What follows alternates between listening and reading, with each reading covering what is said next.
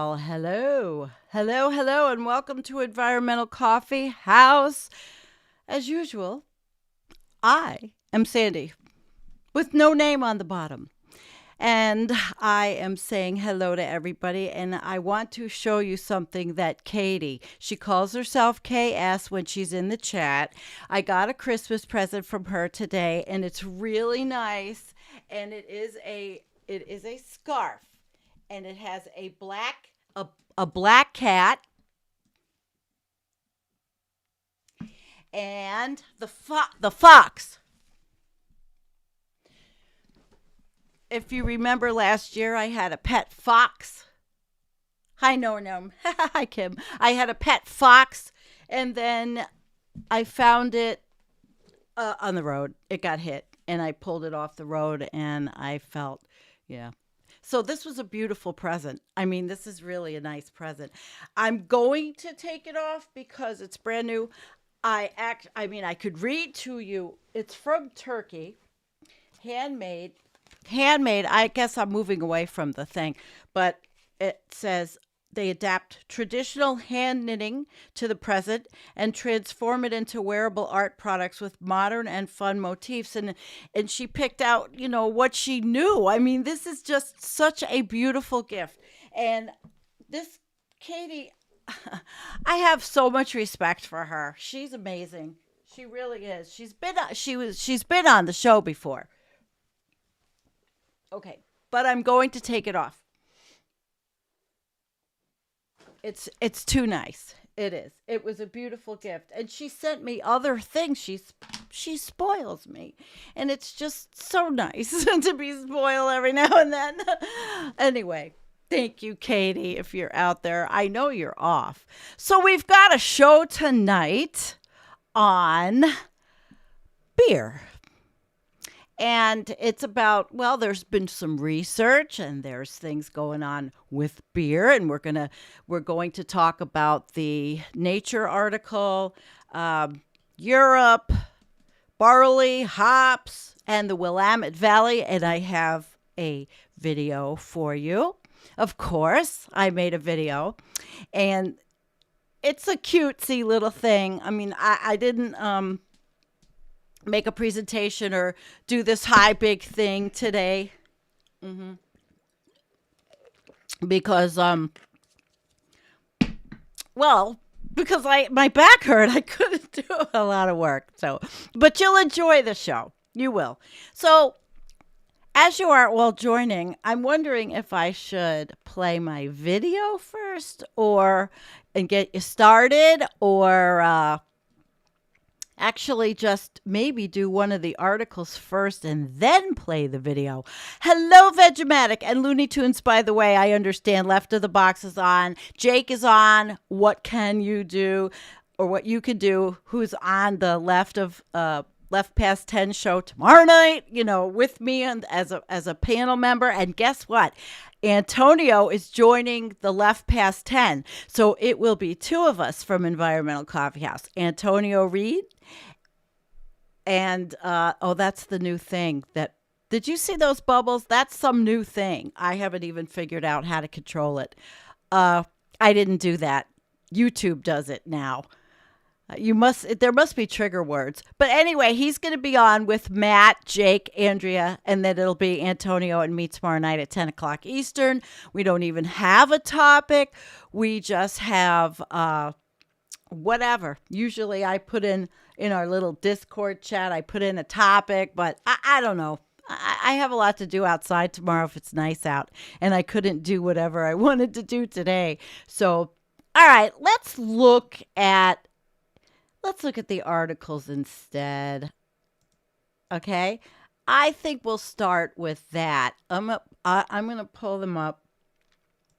We start with the first one because it's kind of older, and it's from 2020, so it'll sort of set the mood for the show. And then I think you'll like the video. It's actually pretty good from what I got, put together. So this was the World Wildlife Fund, and they said, well, why could it be bad for beer? And of course, we've heard, that it's we've heard about beer is water intensive and there's all kinds of issues with brewing it and delivering it, but there are archaeologists that theorize that early humans settled near rivers not in the pursuit of food supplies, but to domesticate crops for brewing beers. So we've always been alcoholic. We've always been drunks. But it made, but to domesticate the crops for brewing beer, it was a process that actually made water safer to drink. The thirst for beer and fresh water's essential role in making it hasn't really changed much, but it's a lot of water. And it talks about here in this little one, and we'll probably see this again, that the amount of water needed to produce 1 gallon of beer inside the average craft brewery, 1 gallon. So you need 5 to 6 gallons of water for 1 gallon of beer.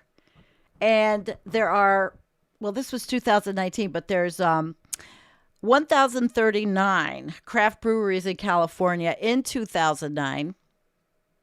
The most of any U.S. state. And I know where I live, Buffalo. And there are craft beers all over, beer breweries here. Buffalo, down here even.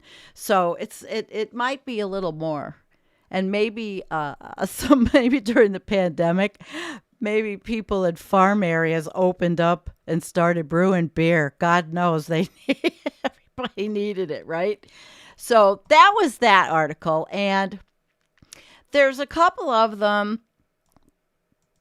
The climate crisis is coming. This is pretty new. It's coming for your hoppy beer. And this was from CNN, but they're talking about pretty much some of the same things of the other articles, and I'll just pick out the good ones. These are what hop binds. They are pulled on a conveyor in Germany. So, everybody makes beer. Everybody likes beer.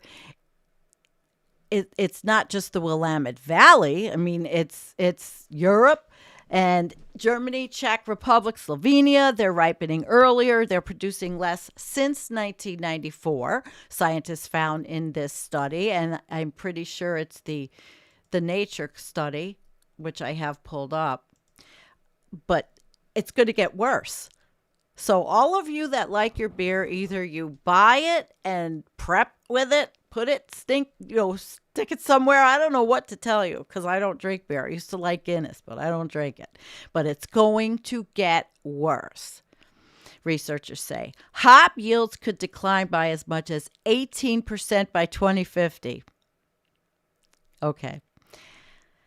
And their alpha acid content, which makes it bitter. It could decrease by up to 31% due to hotter and drier conditions, according to a study Tuesday in Nature Communications, which I have pulled up because here I'll go back, but this is the article, and it is climate-induced decline in the quality and quantity of European hops calls for immediate adaptation measures. I mean, immediate. If you don't do it, we won't have it. And I don't even know what sound to play for that. I could play this. Yeah, we need adaptation for the beer. So the abstract was saying a recent rise in the global brewery sector has increased the demand for high quality late summer hops. Just like I said, more beer places open,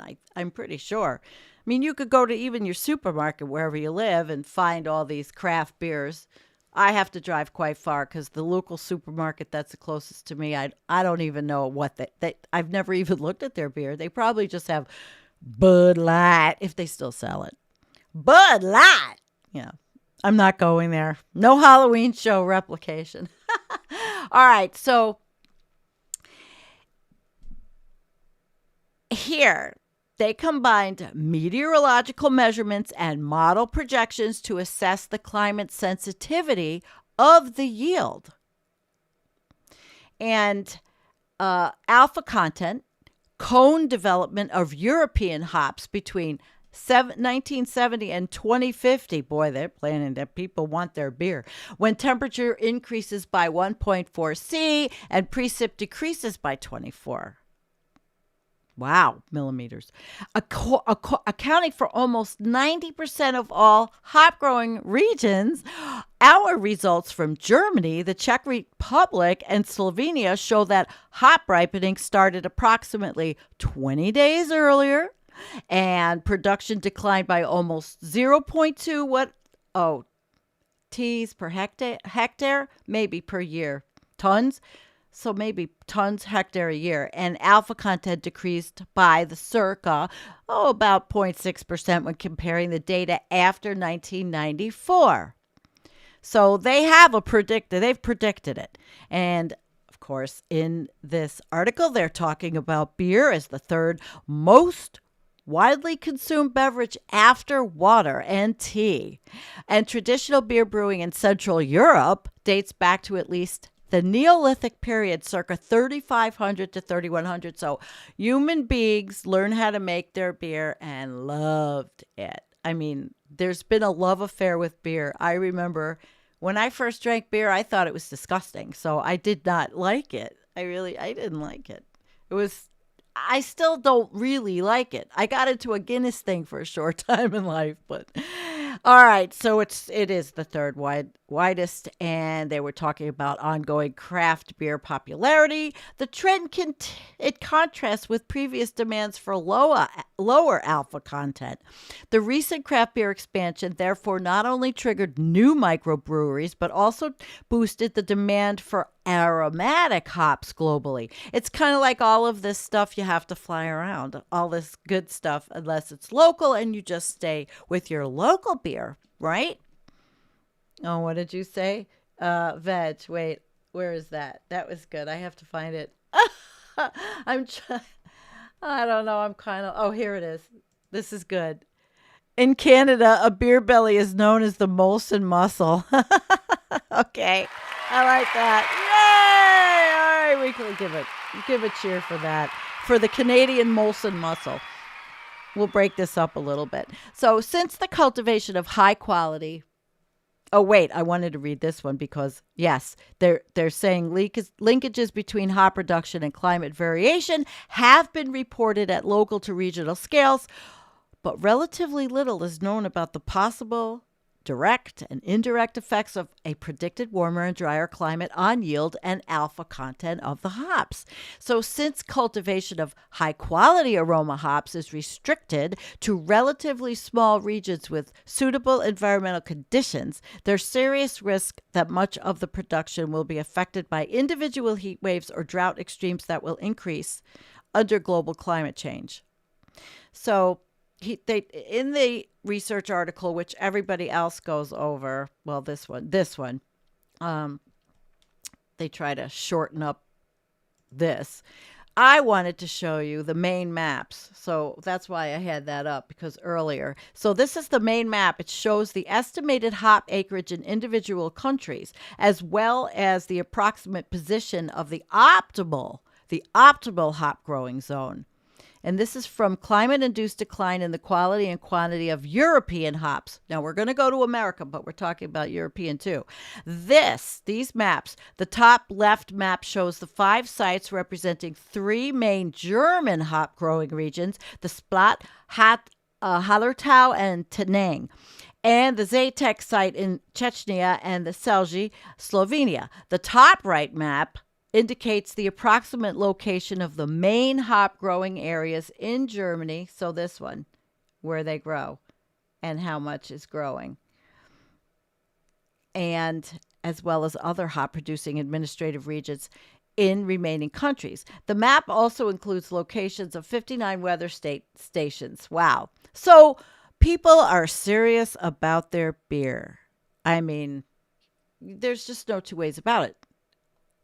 And this is the hop acreage. So you see where a lot of it is grown in the United States, in the different countries. Okay. We'll go down. And So what they did was they compared the annual average yield of European aroma hops during two independent periods, which is pretty cool. I don't know when they got the data from 1971 to 94. I guess we could go down to methods and see. 1995 to 2018 reveals a significant production decrease in the range. It must be tons per hectare. The annual, obviously, I didn't do my homework that well today. Decreased by 1995 by 19.4%. All right, so we're not going to go through all this. Because we don't want to know the rest of it that way. I think we're going to go and see what is CNN business. I mean, we know what Nature has. We can go down. We can look for the discussion. We can talk about their methods. Actually, how did they get the methods? Well, that's what I wanted to see. But this is very, very scientific. So I want to hear, okay, what is the CNN saying? They said, one of the side motives of this study was to illustrate how climate change might be important for even those who think it doesn't matter. And that's the clueless people that are out there that don't even have a clue, right? They don't have a clue. Beer brewing, and they go back through the statistics of 3100 BC that shows that human beings just love their beer. And scorching temperatures have already shifted the start of hop season growing by 13 days from 1970 to 2018, according to that study. The growth of new shoots from the hop plant typically occurs during the spring, but since 1995, the researchers found it's happening earlier in the regions analyzed years prior. So it's difficult. It's going to get more difficult. They talk about the craft brews with aroma hops are popular. Consumer preferences could change as growers adapt. So they're talking about adaptation to the fact that climate is changing. And basically in Europe, at least, that's what's going to happen. It is definitely what's going to happen. But now we are going to go to an early intermission because I'm going to play the vid. And it is cute. It's 11 minutes. Get your popcorn, get your beer, get your beer. You thirsty yet? Talking about beer. And we will get this ready. I'm glad you're all here. Thank you. All right. Why won't this go off? Here we go. All right. Here we go.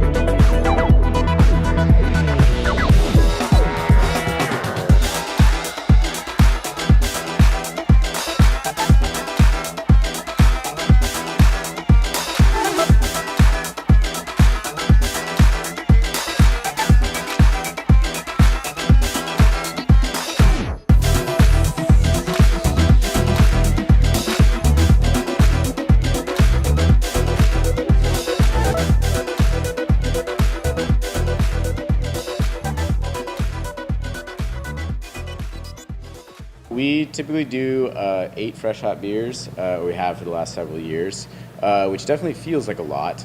Here at Breakside Brewery in Milwaukee, crews are in the midst of fresh hop beer season. Greg Soto says they take these hops fresh from the farm and instead of drying them, they go straight into the beer.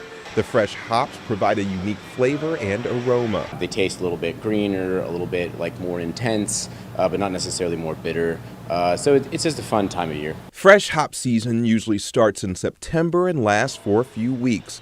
Breakside expects these beers to go quick because people wait all year to try them. When we're using fresh hops, we'll use them same day. So we'll go in the morning, pick them up, and bring them over. So it's just a little bit more convenient that they're from Oregon. Over at Hopworks Urban Brewery in Southeast Portland, Director of Brewing Operations Ryan Pappy says all of their fresh hop beers are already in kegs or cans. They brought in 1,000 pounds of fresh hops to use this season. So hops that are piney might throw out some extra citrus, or if they're tropical, you might get some different flavors or more herbal notes. It's a race to get the fresh hop beers like this ale into the hands of customers. These are fresh flavors and they can be fleeting, and so fresh is the name of the game.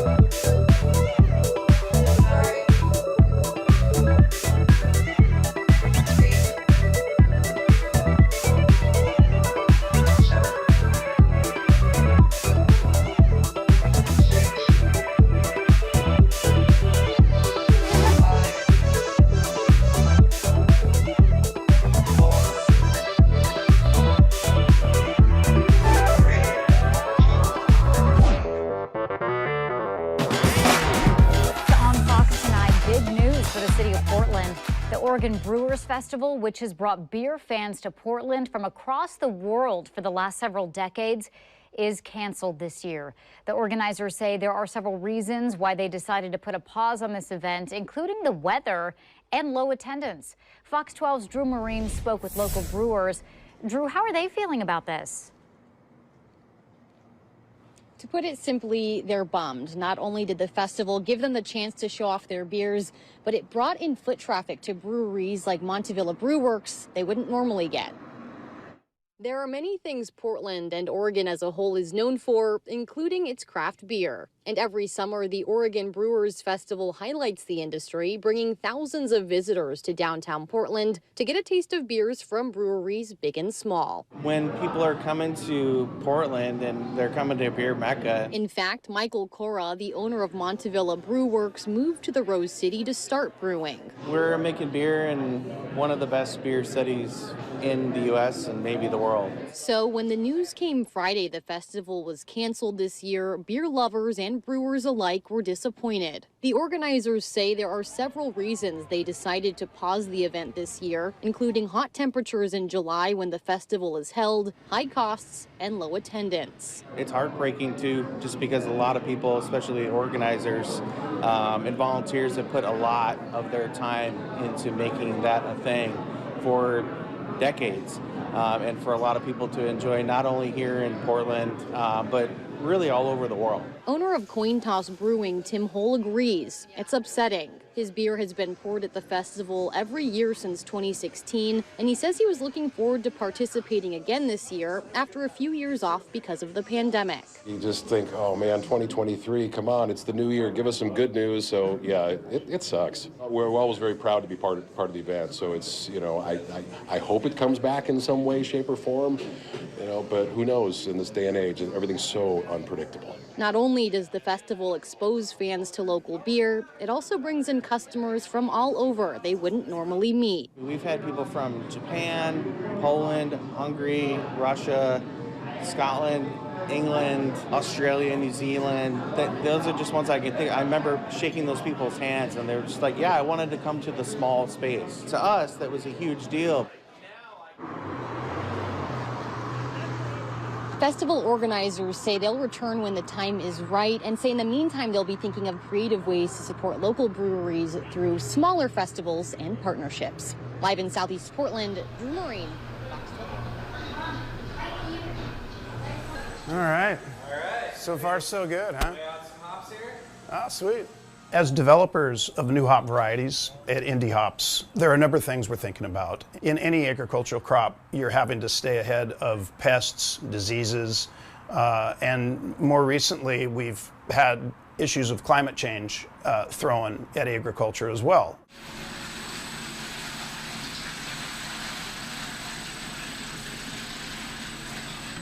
Hop breeding is one of the best ways to deal with that, to find genotypes that not only brew well for the brewing of beer, but stand up better to less access to water, to maybe warmer winters. That's one thing we're looking at, is having a stable set of hop varieties to grow in the challenging, face of climate change.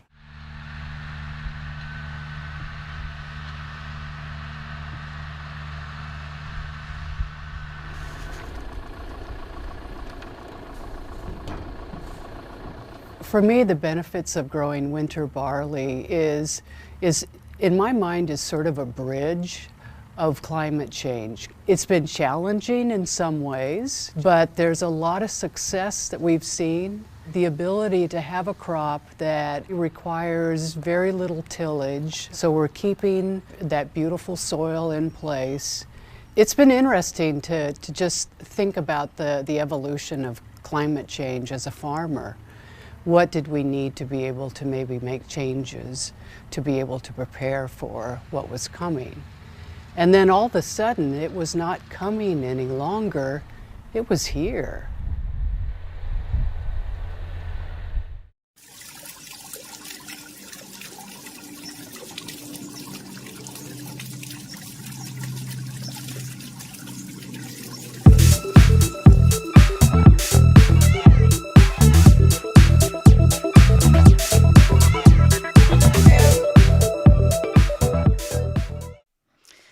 I hope you liked that little compilation I put together, and we're going to go back to the articles. I thought what I really liked about it was the beginning, showing the growing, the green, the machines, and how much water it uses. Very water intensive.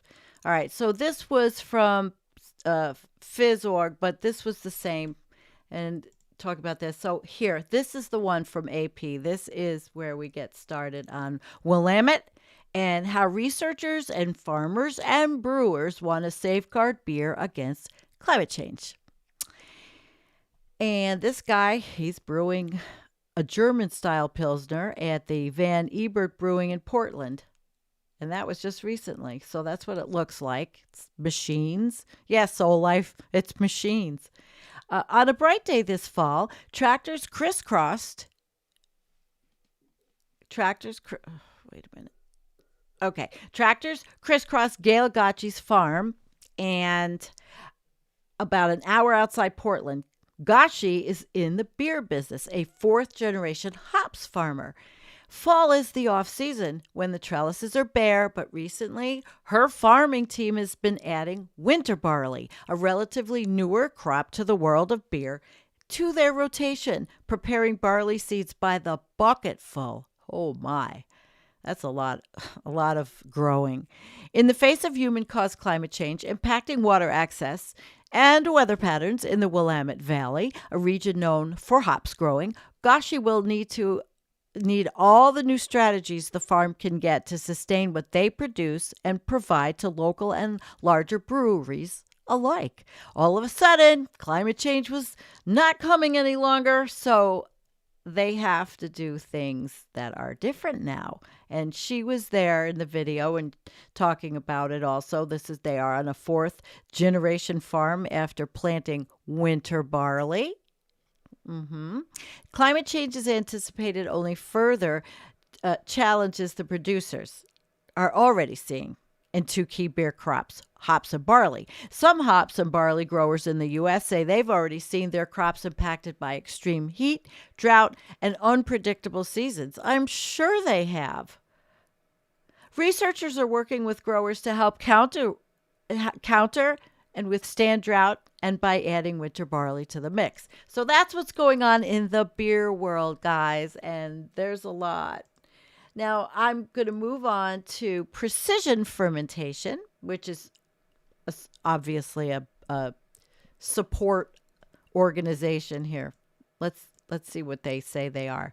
They are, okay, they're selling a product. They sell the Brew IQ system, which offers fermenters complete control at every step. All right. So they are selling something, and they're going to tell us about the state of sustainability in brewing. Recent beer trends show that craft brewers are moving their focus to target a more health-conscious crowd, as craft lagers have become more popular among crowds looking for beers with lower concentrations of alcohol and calories, which can't be a bad thing, except for the water. I'm going to go down, and because I don't want to sell for them, I just want to tell you what they say craft brewing sustainability is. Trying to make beer production an environmentally friendly process is not an easy task. I don't think so. And you know what I'm going to do? I think I'm going to give the Environmental Coffee House Flush of the Day to the labor-intensive process making beer. Maybe not the beer itself, but it is not good. Goodbye, process. You win the Environmental Coffee House Flush of the Day. So what is it? Craft brewers looking to incorporate sustainability, there's that word, into their options are essentially playing on hard mode, as financial gain is no longer the only concern. For example, while a traditional brewing business may solely profit, they might solely profit. I lost myself because I'm getting so excited. But a sustainable brewing business. It's based on profits, the planet, and people. So it's the 3 Ps. Profits, planet, people. Can you guys repeat that? Profits, planet, people. Profits, planet, people. Because they got to make money to run the shit so you guys can buy it and drink it in your local areas, those of you that like beer, and I know a lot of people like beer. For craft brewers, achieving craft brewing sustainability requires finding a balance between the economic viability, environmental health, and social equality. Because people have to make a living. You got to pay your mortgage or your rent, or you're going to be out on the streets. How is sustainability impacting the brewing industry? The concept of craft brewing sustainability is having a significant impact on craft brewing and their processes. One of the biggest concern is the water usage, which we saw. Barley farming and beer production are the largest consumers of water. What was it? 5 gallons for every 1 gallon of beer. Breweries also use a significant amount of water that never even goes into the beer. Most of this water goes down the drain as wastewater. In efforts to bring sustainability to brewing, brewers are looking for resources that allow them to implement water use reduction efforts, which is a good thing. Along with implementing water use reduction efforts, brewing companies aim to address the core environmental issues within the industry. So here we have the upstream operations and downstream operations. Upstream refers to producing and transporting raw materials that turned into beer or packaging for beer. Operations refers to the resource consumption tied directly to the process of making beer in the brewery. Downstream refers to the resources used in the transportation and the refrigeration of beer after it leaves the brewery. So there's a lot of concerns here with the beer. Just doesn't show up in the refrigerator. There are 3 primary concerns regarding the upstream environmental impact. That's the glass manufacturing. Glass bottles require significant energy to produce. When breweries use glass bottles with a high percentage of recycled content, they use significantly less energy, and that's good. Glass is good. Recycle glass. Barley production. Traditional methods for growing barley require repeated tilling and pesticide application on the land. Yuck, boo. To reduce the environmental footprint associated with barley production, low or no-till methods could be implemented, as well as the use of organic malts to reduce the carbon footprint of the fertilizer use. And remember, fertilizers are made from fossil fuels. Malting. Barley is generally steeped, germinated, dried, and sometimes roasted during the malt production process for brewing. The drying and roasting are very energy intensive, as they use significant electrical and heat energy. So the brewing industry is always looking to bring new technology and innovation into the brewing process to maintain the quality of the beer while also cutting down on environmental impacts. And the water thing to me is a big thing, but it's all a big thing. It is a fossil fuel happy thing. Thank God I just drink vitamin water, fizzies, which are probably counterfeit from Amazon. No, I don't think I got them from Amazon. Yuck. All right. So their system, and they're selling their system. But there's a lot of these companies out there. And I have one more for you if I can find it. Oh, no, I don't. I actually really don't. We went through the areas. We went through nature, which is talking about the science and how they measured and the growing, for the hops, the actual science of growing it, where it's grown, and the difference in the different countries. That was Europe. What is this? This is the values of the hop yield and alpha content. If you want to nerd out and go back, yeah, you can. All right, so we went through everything. No, I didn't lose the article. I didn't have another one. This isn't the longest show. I mean, how much can we talk about beer? We can do some comments now, and I think we'll do that and see what you guys are saying. I hope you liked learning about the beer. I thought it was fun. I did. And it didn't have to be so labor intensive to do that, right? All right. So what are you guys saying? Let's see. The beer tome. Oh, Veg, you had an idea? Okay, let's see. Where were you? I can't go back. I'm losing you guys. You're all talking so fast. All right. How much water is used to grow a green pepper or an almond? Is it more or less than barley? I think so. Absolutely. I use drip irrigation and I grow peppers and well, I don't grow almonds, no, but I think it's significantly less.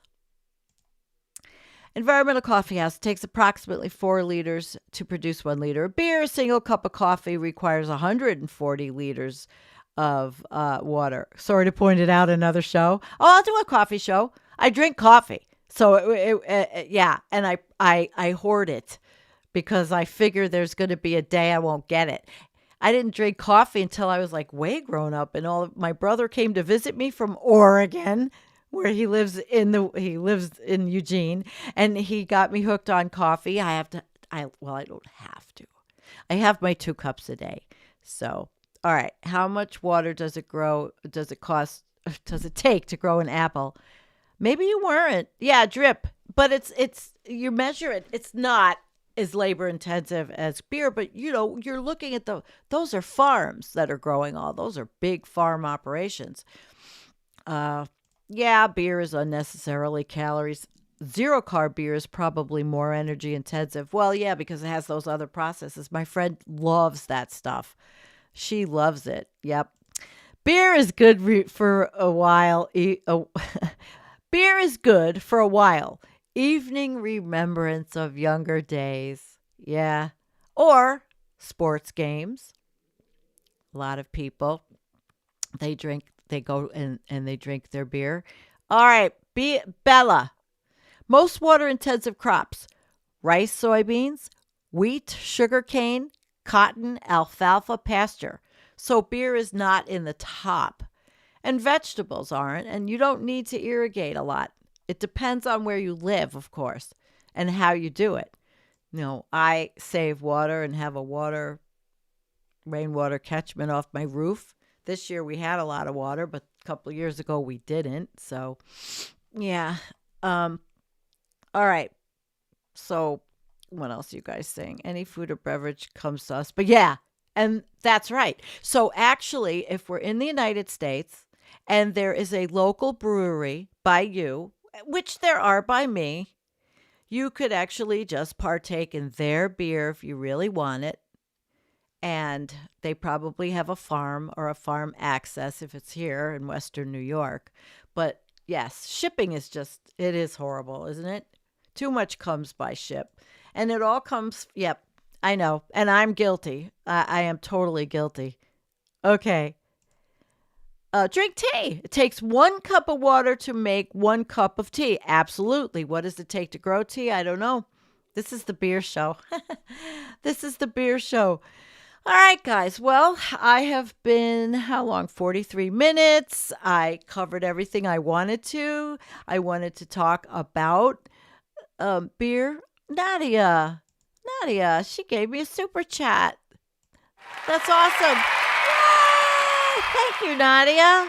Alcohol is also a diuretic, so people drink as much fresh water as beer to rehydrate. That one is a bit more intrinsic. Wait. I got to get it back up. Intrinsic to alcoholic beverages, since there's no way to make the same thing to fix it. So you're drinking beer, you're drinking water.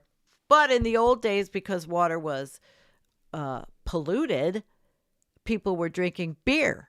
So you've seen those movies that, the guys are drinking their grog. Well, they don't drink much water because they probably get dysentery and have diarrhea. But maybe the process back then, they drank beer.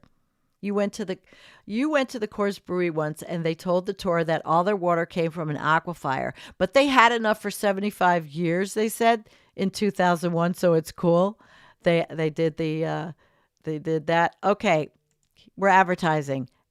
Allagash is a good beer brand. Where are they from?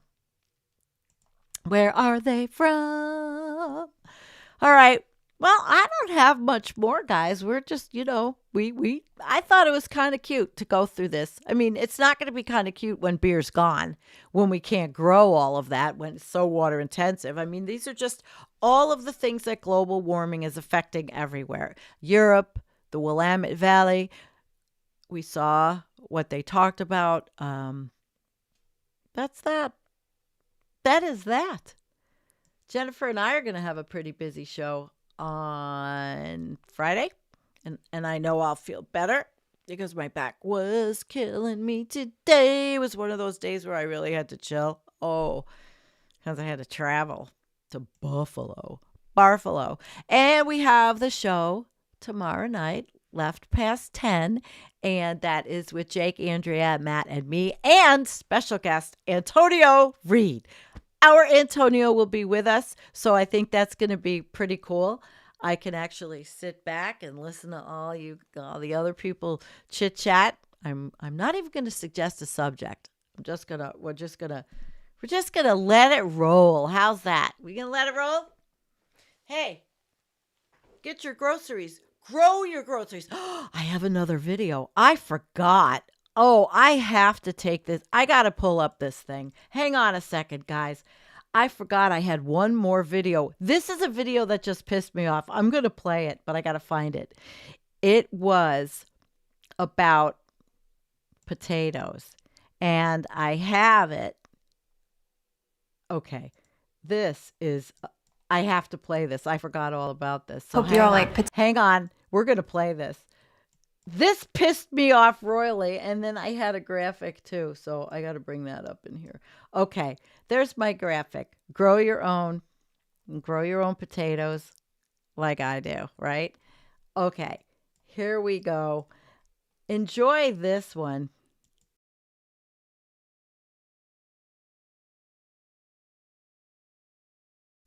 You're going to get pissed. Hope you all like potatoes. These are fresh from my garden. What? Is your garden in Idaho? No, it's in my backyard.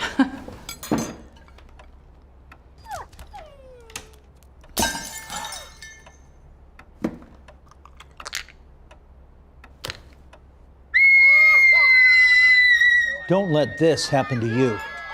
Always look for the Grown in Idaho seal. That is a serious commercial. That was by the Idaho Growers. That was a totally serious commercial. So I don't even have anything to play. I know another, there's a chick that has a F you song, but I don't have it. So, oh well. Grow your own food. Screw those people. Oh, Allagash is in Portland. Okay, that's cool. I didn't know that. All right, let me put that up. We can show if you guys... Portland, Allagash, if you live in Portland. Okay, why not? Why not? All right, guys, good night. I will see you on Friday with Jennifer. Yes, yes, yes. All right, let me get a dance. We can dance out. I'll turn it up. Yeah. All right, everybody. Dance the beer off your ass. Unless you drink the low carb shit. Love you guys. See you. And thank you for the super chat, Nadia. And join the channel because I'm making special videos for members. It's cute. It's fun. I'm having fun with it. And I'm putting a roof on my house. My stress level is bad. Love you.